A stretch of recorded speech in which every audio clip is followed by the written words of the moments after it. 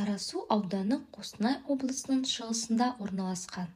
Аудан солтүстік Қазақстан және Ақмола облыстарымен, сондай-ақ Қостанай облысының Сарыкөл, Әулиекөл, Алтынсарин, Наурызым аудандарымен шектеседі.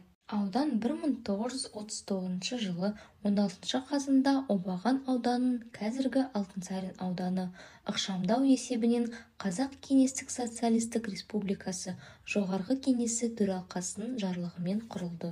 1954 жылы аудан тың жерлерді игерудің арқасында қарқынды дами бастады. Аудан тұрғындары Ұлы Отан соғысына белсенді қатысты. Жүздеген қарасулықтар майданда соғысып, тыл еңбеккерлері жауды жеңу үшін қажетті нәрсенің бәрін қамтамасыз етті. Соғыстың көптеген қатысушылары өздерінің жауынгерлік ерлігі үшін ордендермен және медальдармен марапатталды. 1997 жылдың тамызында Қарасу ауданына бұрынғы Торғай облысына таратылған Октябрь ауданының аумағы қосылды.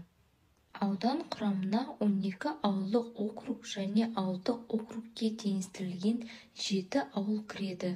Барлығы 49 ауылдық елді мекен кіреді. Ауыл шаруашылығы кәсіпорындары жұмысының негізгі бағыты егіншілік, бидай, арпа, сұлы. Ауданда жергілікті маңызы бар 23 археологиялық орын бар.